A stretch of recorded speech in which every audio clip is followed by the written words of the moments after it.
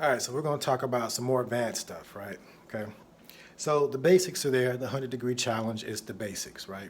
So now once you get to the point of knowing who you are, okay, we're spiritual beings having a human experience. We are gods incarnated on this planet to help co-create with the creation, right? We are one with our creation, and we also experience our creation as separate individual selves.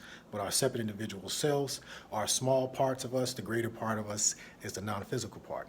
That consciousness, that spirit, that essence, whatever you want to call it, is in every soul and every spirit. And when you comprise all that together, that is what you can call the ocean of consciousness, right? Okay, so that's who you are.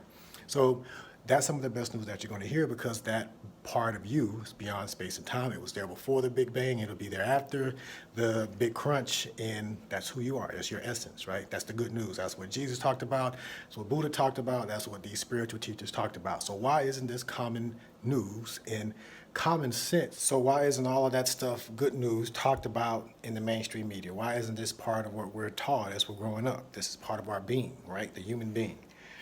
We're just taught about survival and about competition and all of this stuff within this matrix of control that we're born into, right? Why not show us those options? So that's part of the quote unquote conspiracy, but we won't even go there. But a lot of the reason why individuals don't want that knowledge within themselves is because it comes with responsibility. If you're a God, then who's going to come save you, right? You have to do it yourself. That's why people are not going to like the message that I preach, because I'm empowering you to make the change, right? It's like Jesus coming back and saying, you got to do it. Nobody wants to hear that. They want to be saved, right? But that's not how this works. The equality of the universe created co-creative beings that have made this mess, and we got to clean it up. It's part of karma, right? My karma is pretty quick, and I'll speak on karma today because I had a car accident, right? Not nothing that I created, but karma is action. So there were actions that led up to that accident, and then that accident happened to me, even though it wasn't nothing that I could have prevented, right? At least from my awareness at the particular time it happened. It was unexpected.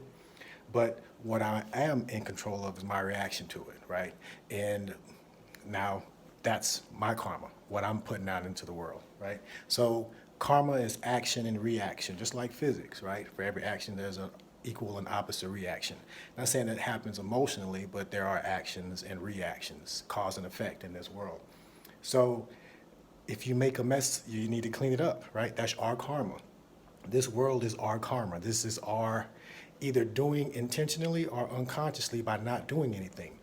You can talk to plenty of people that will say something's wrong, but how many of them are actually taking the action, right? My company is Spirituality in Action. We're about taking action, because that's how we reprogram the matrix. The people that are putting these controls down more and more are taking action. They're not contemplating, they're not meditating, they're not waiting on someone to come and do something. They're taking action. That's what it's going to take. That's what we have to do. We have to become our own superheroes.